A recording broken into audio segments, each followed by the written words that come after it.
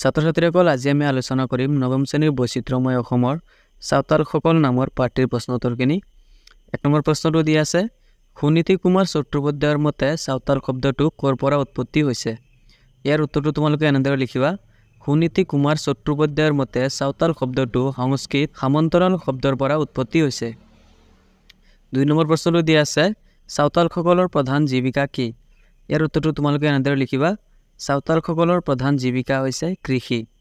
৩ number প্ৰশ্নটো দিয়া আছে, মূৰে সুৰৰ অৰ্থাৎ ৫ জনৰ প্ৰধানজনক কি বুলি কোৱা হয়? ইয়াৰ উত্তৰটো তোমালোকে এনেদৰে লিখিবা। মূৰে সুৰৰ অৰ্থাৎ ৫ জনৰ প্ৰধানজনক গাঁওবুঢ়া বা মাজহী বুলি কোৱা হয়। ৪ নম্বৰ প্ৰশ্নটো দিয়া আছে, চাওতালসকলৰ উপাধি কেইটা আৰু কি কি? ইয়াৰ উত্তৰটো তোমালোকে এনেদৰে লিখিবা। চাওতালসকলৰ উপাধি ১২টা।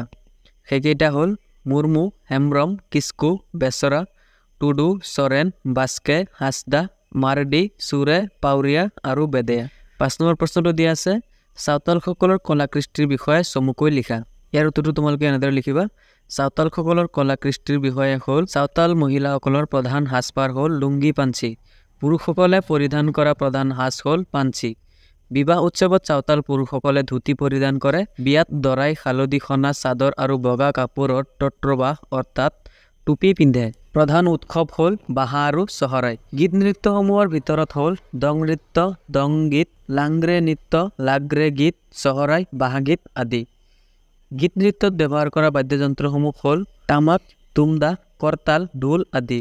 বিবাহ উৎসৱত কাঁহৰ পাত্ৰ, থাল, বাটি, লোটা ব্যৱহাৰ কৰে। তিৰোতাসকলে ৰূপৰ আ-অলংকাৰ ব্যৱহাৰ কৰে। ৬ নম্বৰ প্ৰশ্নটো দিয়া আছে, চাওতালসকলৰ সামাজিক জীৱনৰ বৰ্ণনা দাঙি ধৰা।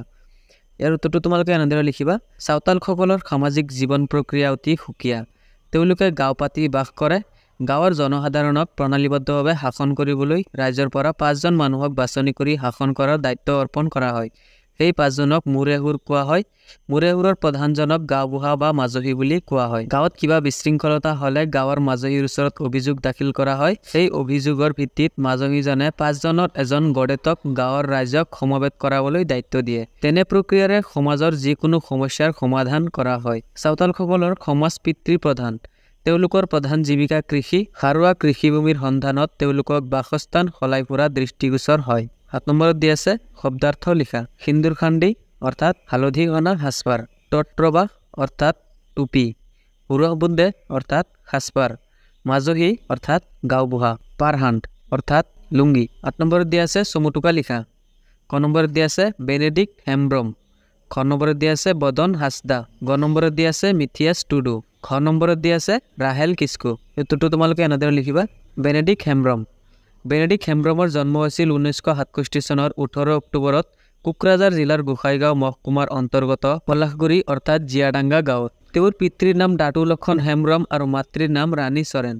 তেওঁ প্ৰাথমিক শিক্ষা গাঁৱৰ প্ৰাথমিক বিদ্যালয়ত আৰম্ভ কৰি ১৯৯৩ চনত কটন কলেজৰ পৰা সুখ্যাতিৰে উদ্ভিদ বিজ্ঞানত MSc ডিগ্ৰী লাভ কৰে। তেওঁ গোসাইগাঁও B.Ed কলেজৰ পৰা B.Ed ডিগ্ৰী লাভ কৰি গ্ৰাসামপুৰ উচ্চতৰ মাধ্যমিক বিদ্যালয়ত শিক্ষক হিচাপে যোগদান কৰে। তেওঁ চাওতালী সাহিত্যত কেইবাটাও কবিতা, প্ৰবন্ধ আদি লিখাৰ উপৰিও অসমত তেৱেই প্ৰথমে চাওতালী ব্যাকৰণ প্ৰস্তুত কৰি উলিয়াই চাওতালী ভাষা সাহিত্যক সমৃদ্ধ কৰে। তেওঁ এজন সফল বক্তা আৰু পাকৈত খেলুৱৈ আছিল। বেনেডিক্ট হেমব্ৰম এজনা সহজ সৰল আৰু দৃঢ় মনৰ ব্যক্তি আছিল। তেওঁ নিজৰ কৰ্তব্যত কেতিয়াও অৱহেলা কৰা নাছিল। তেওঁ কেইবাবছৰ মধুমেহ ৰোগত আক্ৰান্ত হৈ অৱশেষত ৫-১০-২০১৩ ইংৰাজী তাৰিখে শেষ নিশ্বাস ত্যাগ কৰে। খ নম্বৰত দি আছে বদন হাঁসদা। বদন হাঁসদাৰ জন্ম হৈছিল ১৯৫৭ চনত কোকৰাঝাৰ জিলাৰ খাপৰ গাঁৱত। তেওঁৰ পিতৃৰ নাম আছিল মাঝি হাঁসদা আৰু মাতৃৰ নাম আছিল চলমা বেচৰা। বদন হাঁসদা কোকৰাঝাৰ কলেজত IA লৈকে পঢ়ি জনগোষ্ঠীটোক শিক্ষা দীক্ষা, সামাজিক অৰ্থনৈতিক দিশত স্বাৱলম্বী কৰি তুলিবলৈ উঠি পৰি লাগে আৰু তেওঁৰ নেতৃত্বত ১৯৮০ চনত সদৌ অসম চান্তাল ছাত্ৰ সন্থা গঠিত হয়। সেই একে উদ্দেশ্য লৈ তেওঁৰ নেতৃত্বত ১৯৮৬ চনত আদিবাসী সেৱা সমিতিও গঠিত হয় আৰু তেওঁ সুদীৰ্ঘ ১৫ বছৰ কাল আদিবাসী সেৱা সমিতিৰ কেন্দ্ৰীয় কমিটিৰ সভাপতি পদত অধিষ্ঠিত হৈ থাকে।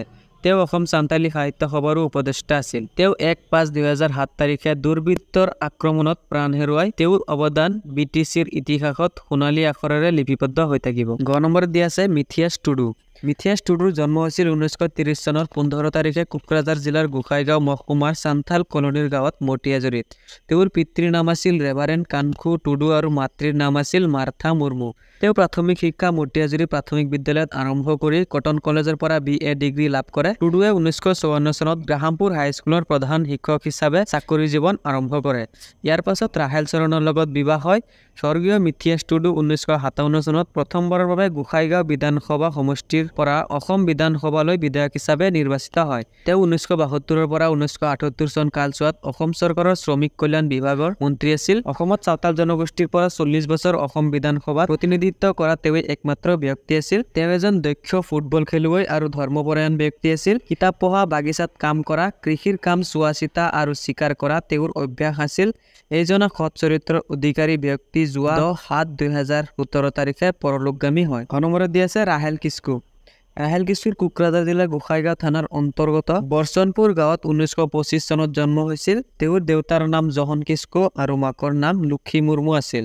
ৰাহেল কিস্কু সৰুকালৰে পৰা পঢ়া শুনাৰ প্ৰতি ধাউতি আছিল। স্কুলীয়া জীৱন হাৰাফুটা মিছন কলেজত আৰম্ভ কৰিছিল আৰু লক্ষ্ণৌৰ এখন মহাবিদ্যালয়ৰ পৰা 1951 চনত স্নাতক ডিগ্ৰী লাভ কৰে। ৰাহেল কিস্কু চাকৰিত থকা কালত সমাজৰ দুখীয়া শ্ৰেণীৰ মহিলাসকলৰ আৰ্থিক উন্নয়নৰ বাবে নিজৰ পুঁজি কটোৱাই চিলাই প্ৰশিক্ষণ কেন্দ্ৰ খুলি মহিলাসকলক বিনামূলীয়া শিক্ষা প্ৰদান কৰিছিল।